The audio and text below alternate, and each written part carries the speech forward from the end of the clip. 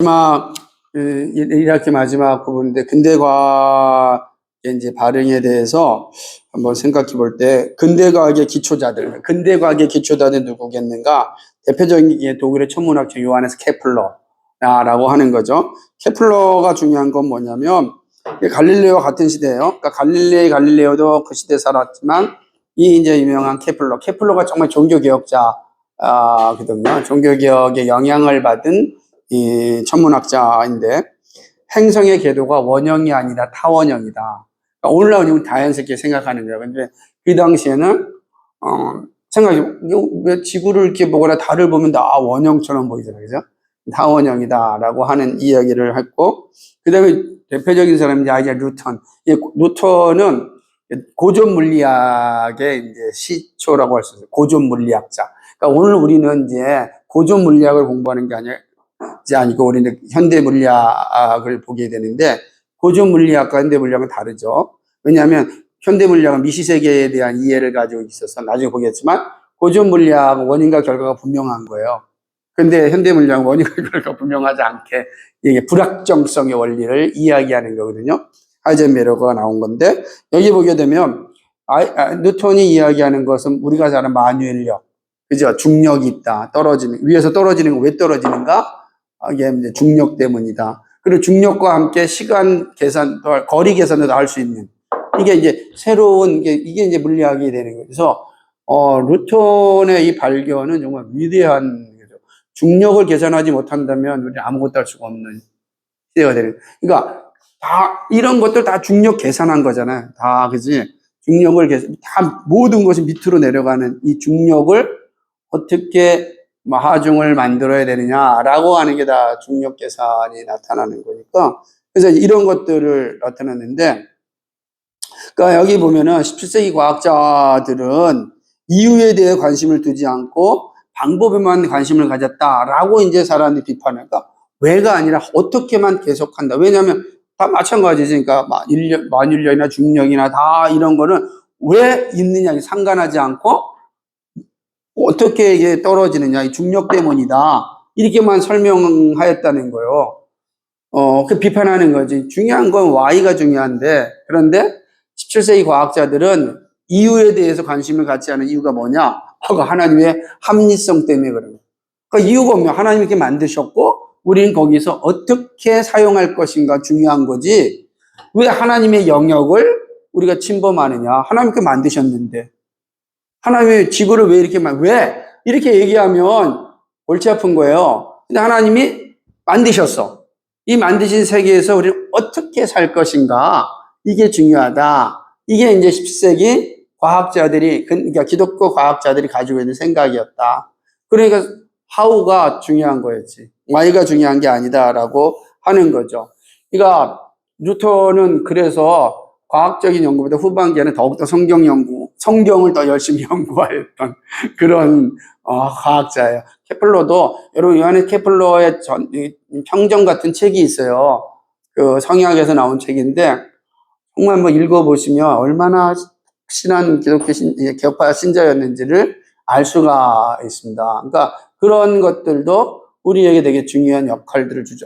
이 사람이 이렇게 신앙을 가졌기 때문에 이 우주를 관찰하였구나 라는 것을 알 수 있다라고 하는 거죠.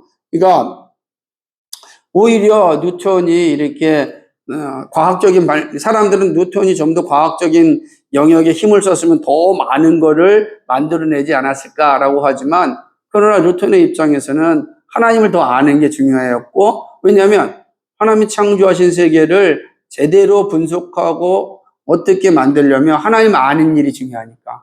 근데 이 일이 뉴턴에게서는 중요한 역할이 되었다라고 하는 거죠. 그러니까 그게 이제 이 뉴턴 근대의 이 과학자들이 가지고 있었던 기본적 세계관이에요.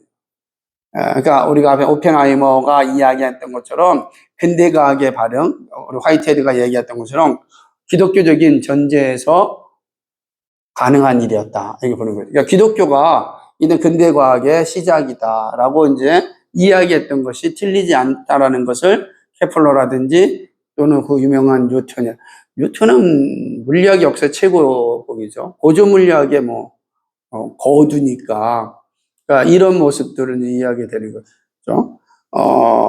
이제 이제 블레즈 파스칼 같은 사람은 성공적인 기하계를 최초로 만들었고 유체의 평형에 대한 중요한 연구를 파스칼이 되게 중요한 그 일들을 하였습니다. 그러니까 물론 이제 과학에 대한 환상을 나중에 버렸지만은 그러나 이 일들을 감당하였던 사람, 기하계 만들었던 사람, 그죠? 또는 뭐냐면 수은관을 피드롬이라는 이제 산인데 가지고 가서 거기서 이제 수은지 높이 변화를 기록했다. 이게 바로 미분학을 발전시킨 뛰어난 학자였다는 거죠. 미분학, 우리 미분 조금 배웠잖아요. 이 미분학에 준 것은 바로 이 파스칼 같은 사람. 근데 파스칼의 유명한 책이 뭐예요? 파스칼이 가장 유명한 책.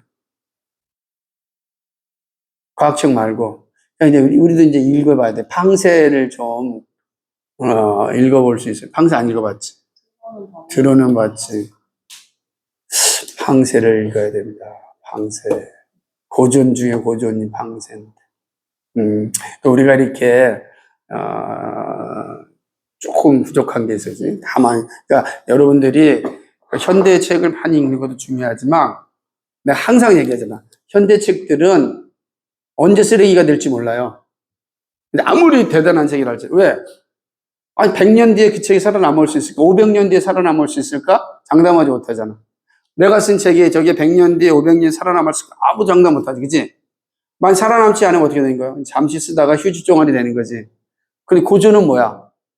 인류 역사와 함께 살아남는 거야. 왜 고전이 살아남을까?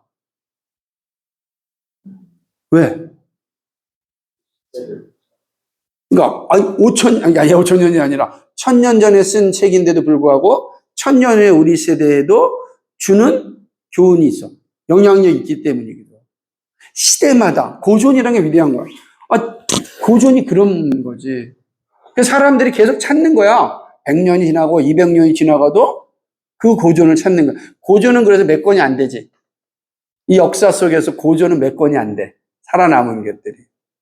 그러니까 여러분 고전을 이제 읽어야 돼. 팡세 한번 읽어보십시오. 산문집인데 참 우리나라는 팡세 전문적으로 다 번역된 우리 도서관에도 다 있어요. 팡세 있고 팡세는 완역돼 있기도 했어요. 옛날에는 완역이 안 됐는데 이제는 팡세가 완역이 됐어. 완역된 걸 읽으면 자 어쨌든 간에 이 다음에 유명한 사람은 데카르트인데 이 사람은 이제 수학적 분석과 과학 이론을 강조한 사람입니다. 물론 이제 이 사람이 가지고 있는 철학, 나는 생각한다, 고로 나는 존재한다, 라고 하는 이 합리론적인 생각에 대해서는 셰퍼는 이제 반대하고 저도 이 의견에 동의하지 않지만 그러나 이 생각이 우리 시대 지도에 영향을 미쳤다라는 거지. 그러나 어쨌든 이런 것들도 데카르트 같은 사람도 당시에 근대과학에 영향을 미쳤다. 그리고 이제 1662년 17세기입니다. 런던 왕립화폐이죠.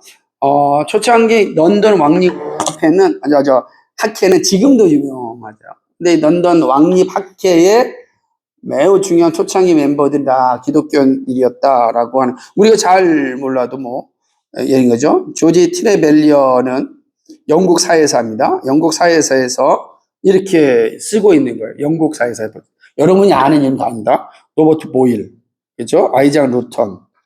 다 신앙이었고, 그들은 홉스의 회의론적 주장을 다 배격한 겁니다. 그러니까 이런 거죠. 그러니까 이런 사람들은 우주 법칙의 사상과 진리 발견을 위한 과학적 방법이 국민들에게 친숙하도록 했다라고 하는 거죠. 그러니까 합리적인 우주, 하나님이 합리적인 우주를 창조하셨고 우리는 그 합리적인 우주 속에 살고 있다. 이 합리적인 우주에서 어떻게 살 것인가를 발견하는 것을 이제 생각하게 한 거지. 그러니까 정신병이 안 걸리지. 이 우주가 합리적이니까. 합리적이 않다면 어떻게 살 수 있겠냐. 그거를 알려주게 이 우주는 하나님이 우리를 위하여 합리적으로 창조하셨다. 그러니까 마음 편안하게 다닐 수 있다라고 하는 거죠. 그러니까 그러니까 여기 아이작 뉴턴은 그런 거지. 어, 이 기독교적 기반 위에서 과학을 하였고 그걸 살다가 죽었다라는 거. 또 유명한 사람 누구죠? 베이컨, 그죠? 뉴턴과 총기 왕립학계 전통은 19세기 동안 줄기차게 유지됐는데 대표적인 사람 패러데이, 전기, 그죠? 패러데이 전기 분야죠. 그러니까 전기 분야 커다란 공헌을 했습니다. 그가 발견한 최고의 것은 전류의 유도였어요. 근데 패러데이도 그리스도인이었다. 그러니까 그러니까 이 전기를 아는 사람들은 전기를 무서워하지 않죠. 왜? 전기도 다 합리적으로 움직이니까. 하나님께 창조, 다 전기가 있잖아, 지금. 전기가 없이 살지 않잖아. 근데 전기의 이 유도를 정확히 발견한 사람이 패러데이 있고, 그분 역시도 합리적인 하나님에 대한 신앙을 가지고 있었기 때문에 어떻게 전기를 사용할 것인가가 가능한. 만약에 전기가 불확정성이다 어떻게 되겠어? 살 수가 없는 거지. 이거 만지고 있잖아. 이게 어떻게 만져, 우리가. 이런 걸 얘기한다라고 하는 거죠. 여기서 보면은 그는 다음과 같은 입장을 취하는 집단에 속해 있었는데 성경이 하는 곳에서 우리는 말하며 성경이 침묵하는 곳에서 우리는 침묵한다. 이게 누구의 말입니까? 이게 이제 칼빈이 이야기했다고 성경이 가는 데까지 가고 성경이 멈춘다. 이런 대단한 어떤 생각을 가지고 있었다라고 하는 것이죠. 또 제임스 클라크 맥스웰은 똑같이 패러데이와 같이 전기를 연구했던 사람인데 그 역시 인격적인 하나님을 믿는 신자였다. 우리 맥스웰 커피가 아니라 맥스웰도 이제 이런 사람이죠. 그러면 코페르니쿠스부터 맥스웰까지 근대과학을 세운 대부분의 사람들이 다 기독교적 기반 위에서 활동했다. 이걸 이해하셔야 돼요. 그러니까 기독교적 기반 위에서 이 사람들이 활동했기 때문에 그렇다라고 하는 거죠. 그러니까 그러나 이제 만약에 이렇게 여러분 질문할 수 있어요. 우리 168 잠깐 그 밑에 있죠. 거기 보기 그러나 한번 읽어볼까요? 시작. 그러나 이렇게 질문할 수 있어요. 과학이 지금 변한 새로운 단계에서는 질서 잡힌 우주라는 개념은 이미 시대에 뒤진 개념이 아닐까요? 왜 그러냐면 아인슈타인이 이야기하기를 상대성 이론 오늘 때문에 그죠? 그러니까 이게 이제 고전 물리학과 현대 물리학의 변화가 뉴턴이 고전 물리학자 원인과 결과가 있다고 한다면 이제는 아인슈타인이 나타난 상대성 이론으로 말미암아 고전 물리학이 깨진단 말이에요. 이제 고전 물리학이 있지만 상대성 이론으로 이제 살아가는 건데 이제 여기 보면은 세계관의 상대성을 지지하고 있다고 하는데 이제 셰퍼는 이것이 아니다라고 보는 거지. 그러니까 뭐냐면 우리가 이제 상대성 이론을 제가 전문가도 아니니까 다 설명하고 이제 이해하기 좀 어려워요. 다만 여기 읽는 거로 한번 봅시다. 밑에 한번 읽어볼까요? 이는부터 시작. 이는 아인슈타인의 상대성 이론은 우주의 모든 장소에서 빛은 진공에서 일정한 속도로 움직인다고 주장하기 때문에 다른 말로 하면 상대성 이론만큼 철학적으로 더 상대적이 없다고 우리는 강력하게 말합니다. 근데 얘기하는 거죠. 빛은 진공에서 일정한 속도로 움직인다. 그게 상대성이 아니에요. 일정한 속도로 움직이니까 그죠? 상대성 이론인데 이제 얘기하는 것처럼 이거를 좀 우리 안에 좀 이렇게 과학을 공부한 사람이 있으면 잘 설명하면 좋겠는데 이 참 상대성 이론의 이거 뭐예요? 에너지는 mcz인가요? 그러니까 이걸 설명하기가 참 쉽지가 않은 거죠. 우리 김학생 설명해 주시겠어요? 나중에 우리 권혜영 입사님 한번 불러서 상대성 이론 한번 설명 받아볼게요. 되게 중요한 거죠. 자, 문제는 뭐냐면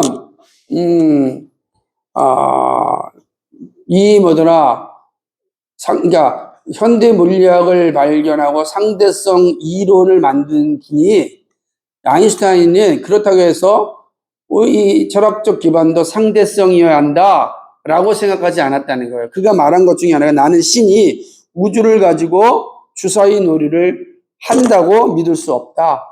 주사위는 우연이잖아요, 우연. 다시 말하면 이 우주는 우연으로 존재하지 않는다라고 이야기하는 거예요. 그러니까 상대성 이론이 상대성 철학이 돼서 안 된다라고 하는 거죠.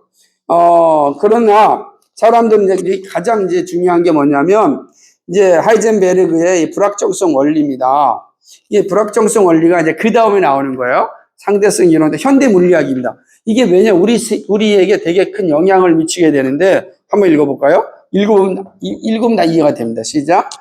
불확정성 원리 혹은 불확정성 원리에 의하여 그리고 폭넓게 받아들여진 양자의 개념에 의하여 구식의 사고방식이 증명되지 않았는가 하고 묻게 될 것이다.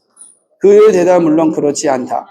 불확정성 원리는 어떤 관찰 영역, 즉 한 대상의 위치와 그 속력의 관계가 된다. 예를 들면 우리가 서로 충돌하게 될 두 원자 알리행이와 정확한 위치와 속도를 측정하려고 할 때 그것 어떻게 튕겨나오는지는 결코 정확하게 확정할 수 없을 것이다. 물리학자들은 원자들의 위치와 속력을 동시에 정확하게 관찰할 수 없다. 빛이나 소립자의 양자 이론에 따른다 해서 우연의 개념이나 임의적인 우주 개념에 도달하는 것은 아니다. 예를 들면 빛은 파장이거나 소립자이거나 안에 임의적으로 활동하지 않는다. 그것은 한 원인의 결과이고 또 다른 결과의 원인이 된다. 그럼 맨 마지막은 뭐가 되는 거예요? 고전 물리학이죠. 만일 여기에 원인이 있으면 결과가 있다는 거예요. 중력이, 그죠? 근데 고전 물리학은 그런 개념에 시작하는 거예요. 근데 불확정성 원리는 뭐냐면 원인과 결과가 없다라고 생각하는 거였어요. 왜냐하면 뭐냐면 양자 가속기인가 있잖아요. 팍 돌면서 팍 튕겨나올 때 여기가 어떻게 튕기고 어떻게 부딪힐지 여러분 세계에서 가장 큰 양자 가속기 막 이런 가끔씩 듣잖아요. 원자와 양자와 연결 튕기가지고서 나타나는 것을 통하여서 이제 측정하는 건데 이게 불확정돼 있다는 거죠. 어떻게 될지 아무도 모른다는 거지. 미시세계에서는 이게 그러니까 예를 들자면 거시세계에서는 딱 떨어지는 게 보이잖아요. 이게 원인이 있으면 결과가 있어요. 근데 미시세계에서는 불가능하다는 거예요. 그럼 우리가 사는 세계는 미시세계와 거시세계가 이게 다 공존하는데 어떻게 고전 물리학의 원인과 결과가 모두에게 결정되겠느냐? 그렇지 않다. 그러므로 기독교가 말하는 이 고전 물리학적 세계, 하나님이 만드셨고 그래서 합리적으로 우주가 움직인다는 건 부정되어야 된다.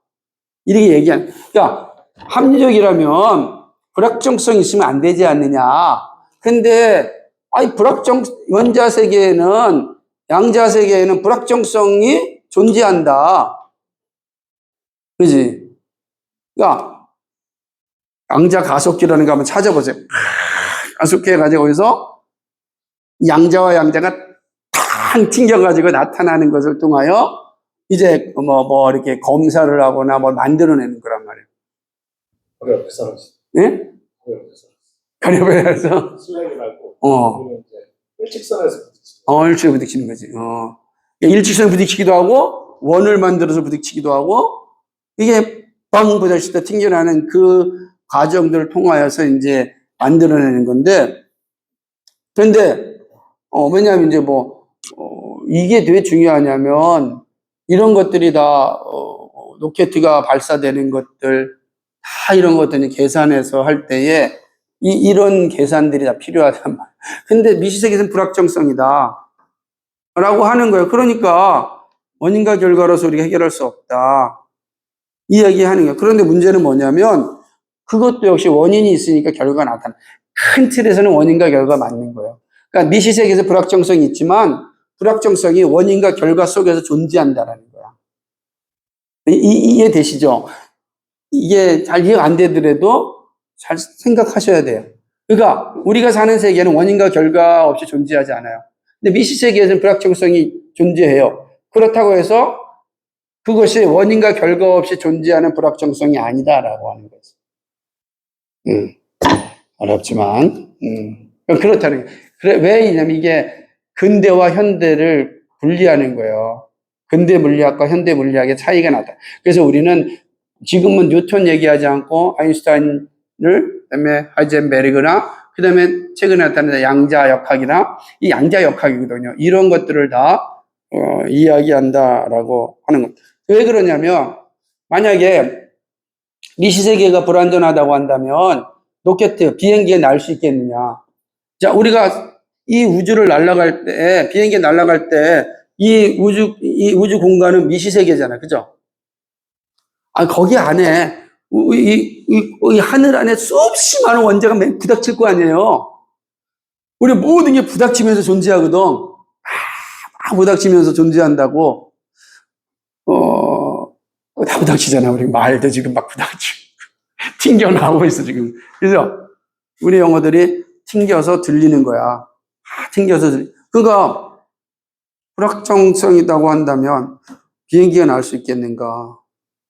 근데 비행기 날잖아요. 어떻게 설명하겠습니까? 그 다음에 얘기하는 거예요. 무슨 말이냐면 모든 우주는 하나님의 합리적인 질서에 의하여 만들어졌기 때문에 미시세계의 불확정성이 있다 할지라도 그다음에 그 불확정 역시도 창조의 원인과 결과 속에 존재한다. 질서 속에 존재한다. 비행기가 뜨는 거예요. 우리 걱정 없이 비행기 타면 돼요. 아마 하이젠베르그는 비행기 못하지 않았을까 아마. 농담이지만 그렇다라고 하는 거죠. 그래서 보게 되면 만일 어떤 비행기가 날 수 있으려면 그것은 존재하고 있는 우주 질서에 맞도록 제작되어야 한다. 사람들은 자신이 무엇을 믿든지 간에 여전히 더 이전의 다른 사건으로 어떤 사건을 설명하고 한다. 만일 이것이 가능하지 않다면 설명은 중단될 뿐만 아니라 과학은 기술에 안심하고 사용될 수 없다. 과학과 기술은 다른 겁니다. 그래서 우리는 과학기술이라고 그러잖아. 과학이 있어야 그 다음에 기술이 따라오는 거예요. 근데 지금 기술이 마치 과학처럼 생각하는데 그러지 않아요? 이해가 되세요? 과학은 이론이란 말. 이론이 분명해야 기술이 나오는 거예요. 기술. 근데 우리는 과학 사회보다는 기술 사회에 살고 있으니까 심각한 거지. 기술 사회는 이 활용도만 사용하는 거지 원리를 생각하지 않거든.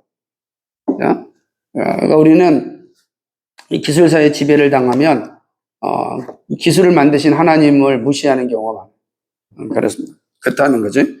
그래서 자연 원인의 제1성이 있으므로 사람들은 우주에서 달까지 여전히 갈 수가 있는 거야. 그 원인이 있다. 제1 원인과 결과가 있는 거예요. 이게 분명하니까 우주는 질서가 있게 존재한다. 무질서하지 않다. 여러분 생각해 보세요. 이게 여기서 한 번도 우주에 나가지 않았는데 로켓을 어떻게 만들어서 우주 밖으로 보낼까요? 우주 밖에 살아본 적이 없잖아. 우리가. 그런데 어떻게 보냅니까? 그는 우주가 규칙적이다. 그죠? 원인과 결과가 있다는 고전 물리학에 대한 전제가 없이는 못 나가는 거예요. 고전 물리학 안에서 현대인의 불확정성을 거기에 집약시키는 거예요. 그죠? 그러니까 질서가 있기 우주는 질서에서 날아가는데 그 날아가다 보면 왜요? 다양한 변화도 있을 거 아니에요. 요소들이. 그거를 이제 집약해가지고 로켓가 날아가는. 그런데 날아가려면 우주가 질서적으로 정연하다는 전제가 없이는 못하는 거지. 그지? 석현이가 사람이다 라고 하는 전제가 있을 때 우리가 이야기하고 말할 수 있는 거 아니겠어요? 근데 말하다 보면 다양한 게 나타나잖아요. 울었다가 웃었다가 화냈다가 막 기뻤다가 막 이런 변동성이잖아. 그냥 변동이지만 그 하나님 사람이란 말이에요. 그렇죠? 이게 질서고 나머지는 변동성이에요. 근데 우리는 변동성을 중심으로 살 수는 없잖아. 변동성을 본다 그러면 석현이랑 대화 못하지. 마찬가지다. 우리가 우주의 질서가 그렇다라고 하는 거죠. 그래서 기독교적 기반을 가진 사람들은 우주가 하나님의 질서가 세워졌기 때문에 얼마든지 하나님의 진리를 발견할 수 있다라고 생각하는 거죠. 그러니까 이 우주는 하나님의 본질의 그러니까 하나님의 본질이 연장된 것이 아니라 하나님이 우주를 합리적으로 창조하셨다라고 하는 것입니다. 자, 봅니다. 기독교 세계관은 우리가 객관적으로 연구할 수 있는 저기 싫지 않은 세계를 보여주는 거예요. 그러니까 본질의 연장이 아니에요. 예를 들자면 불교 같은 경우에는 그 본질이 연장된다. 아니, 뭐 이렇게, 그런 생각을 가지고 있는데 그렇지 않다라고 하는 거죠. 싫지 않은 거예요. 여러분, 우리가 보는 거는요, 객관적으로 싫지 않은 세계예요. 이게 다른 생각 다른 거예요. 예를 들어서 윤회적 세계관은 뭐예요? 본질이 연장되는 거죠. 그죠? 내가 죽으면 뭐로 태어나요? 아버지다면 뭐 동물로 태어난다는 거예요. 본질이 연장된다. 그러지 않아요? 객관적 세계가 딱 존재하는 거죠. 그 얘기한다라고 하는 거죠. 모든 사물은 하나님이 만드셨고 사람들의 연구를 향해 열려졌다. 왜요? 하나님이 인간에게 자연을 다스리라 그랬잖아요. 창세기 1장에 땅에 충만하여 땅을 다스리라 그랬어요. 다스려야 되니까 당연히 남겨져 있다. 그냥 이런 이유 때문에 우리는 이 세계 가운데 창조적인 작업을 다 할 수가 있는 거예요. 기술도 이 원리 안에서 시작되는 거예요. 이게 없어지면은 한계에 부닥치는 거예요. 하나님이 이 세계를 창조하도록 만드셨다라고 하는 것을 생각해야 됩니다. 예, 그래서 이제 정말로 성경의 가르침이 충만하게 아는 사람이 창조적인 사람이 된다. 마지막 한 페이지 남았으니까 내가 막 서둘러지는 것 같으니까 소음을 치고 가보겠습니다. 하겠습니다. 예를 들자면 그러니까 그리스인, 이슬람교인 그리고 중국인들은 결국 과학에 대한 관심을 잃어버렸다. 왜 그렇습니까? 중국의 과학이 충분히 발달된 과학으로 발전하지 않았던 이유를 자연 법칙의 암호가 풀릴 수 있고 해독될 수 있다는 신념이 없었다. 그러니까 뭐냐면 이는 우리보다 합리적인 신적 존재가 해독될 수 있도록 그런 암호를 구성했다는 확신이 없었기 때문에, 그러니까 중세는 없었다는. 지금 와서는 이제 예를 들면 개혁 개방을 하잖아요. 그러면서 이제 서구의 문화가 들어가면서 이들의 생각이 바뀐 거예요. 중국 사람들이 중국적 세계관으로는 불가능해요. 왜냐하면 중국적 세계관은 태극이란 말이에요. 우리 성리학적 태극 세계관이에요. 태극은 뭐냐면 음과 양이 움직이다가 움직이는 거예요. 음으로 갔다가 양으로 갔다. 거기에서 세계가 창조되는 거예요. 이런 세계관은 사실은 이제 과학적이고 합리적인 세계관을 가질 수가 없죠. 근데 이걸 깨야만 되는 건데 그들의 세계관 입장에서는 어려운 거죠. 우주의 창조가 그런 음양의 조화에서 나타나는 것 뿐이니까. 근데 이제 그러지 않고 기독교는 객관적 실제가 있다는 거예요. 그러니까 음양의 조화로 만들어진 게 객관적 실제가 있다 해서 전제가 다른 거죠.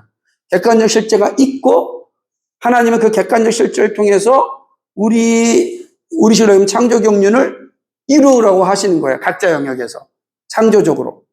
그러니까 그게 가능한 거지. 완전히 다르단 말이죠. 세계관이 이렇게 완전히 새로운 사회를 만들어내는 겁니다. 객관적 진리가 거기 있기에 탐구하는 동기가 있는 겁니다. 노동의 정당성과 모든 직업의 존엄성을 강조하는 성경에 따라서 우리는 모든 건 단순히 지적 호기심에 먹는 게 아니에요. 노동이 얼마나 신성한지 몰라요. 노동이 신성. 자, 목사라는 직분을 가지고 뭐 하는 거죠? 노동을 하는 거예요. 이해가 돼요? 직분을 가지고 노동하는 거예요. 노동자이기 때문에 노동하는 게 아니라. 근데 노동 자체가 신성한 거. 우리 다 노동하는 거예요. 지금도 노동하고 있잖아요. 그죠? 노동하는 거다. 노동은 신성한 겁니다. 이거를 잊으면 안 돼요. 여러분이 하는 노동은 신성한 거예요. 하나님 나라를 위해서. 마지막 가겠습니다. 자, 그럼 읽어보면 끝날게요. 그러면 한번 읽어볼까요? 시작. 그러면 기독교적 기반에 선 근대과학 견해는 무엇이죠? 그들은 열린 체계에서의 자연 원인들의 제일성 혹은 한정된 시간 범위에서의 자연 원인들의 제일성이란 개념을 호소해요. 하나님은 인과 법칙의 우주 세계를 창조. 그러므로 우리는 결과에서 원인을 발견할 수 있다. 그러나 하나님과 인간이 자연 원인들의 제1성에 바깥에 있기 때문에 우주는 열린 우주이다. 달리 말하면 존재하는 모든 것은 모든 것을 수행하고 있는 거대한 우주 기계가 아니다. 물론 만일 사람이 움직이는 차 앞으로 다가선다면 인간적 우주가 그에게 적용할 것이다. 그러나 하나님과 인간들은 전체 우주 기계의 부품이 아니다. 사물들은 인과의 연속성 있지만 어떤 시점에서 그 방향은 하나님이나 사람에 의하여 바꾸어진다. 결론적으로 하나님의 고유한 자리가 있으며 인간에게도 역시 고유한 자리가 있다. 이 점은 심오한 것을 담고 있다. 우주 기계나 사람들이 만드는 기계나 그 어느 것도 주인도 아니고 위협도 아니고 이는 기계는 모든 것을 포함할 수 없기 때문이다. 우주 기계 밖에는 존재하는 무엇이 있고 인간이 될 수 있는 영역이 있다는 것이다. 이해가 되죠? 이게 중요해요. 그러니까 우주 밖에는 하나님이 계시는 거예요. 우리가 열심히 기계를 다룬다고 기계가 되는 게 아니라. 그러니까 아무리 AI가 존재한다 할지라도 그 밖에 누가 계신 거예요? 하나님이 계시는 거예요. 그러면 하나님이 계시기 때문에 인간이 그 일을 얼마든지 감당할 수 있다. 근데 여기서 이 사실을 잊어버리면 AI가 하나님의 자리를 차지하게 되면 그때부터 재앙이 오는 거지. 그러니까 이런 것, 모든 게 그렇다. 그러니까 인간다. 거기 계시며 말씀하신 하나님이 계시고 우주는 열려 있다. 그리고 하나님은 우주 밖에서 언제든지 우리를 보고 계신다. 그 우주는 우리에게 맡기셨다. 우리는 이 우주를 어떻게 활용할 것인가를 추구하는 존재. 어떻게? 왜 존재할까? 그건 우리에게 주어진 게 아니야. 어떻게 이 우주를, 나의 창조성을 활용할까? 그게 바로 그리스도인의 자세다. 근대 과학이 이렇게 그래서 발전된 거예요. 이걸 잊어버리니까 이상하게 되지만. 오케이. 오늘 여기까지 하겠습니다. 1학기가 끝났고 2학기에 뒷부분 이제 1학기보다도 2학기가 이제 실제적으로 우리에게 실제적으로 피부로 다가옵니다. 그러니까 여기까지는 발응했잖아. 이제 2학기는 쇠퇴하는 것. 여기까지 문화가 부흥했다고 한다면 2학기부터는 문화의 쇠퇴를 보게 됩니다. 딱 반이지. 이런. 이제 쇠퇴를 우리가 쇠퇴를 보면서 실제적으로 우리가 오늘 1학기에 배웠던 게 얼마나 중요한지 몰라. 이게 머릿속에 잘 있어야 쇠퇴하는 세상 속에 나의 존재를 정확하게 이해하게 됩니다. 이게 여러분이 좀 힘들게 다가왔지만 생각하는 그리스도인으로서 들어가는 길입니다.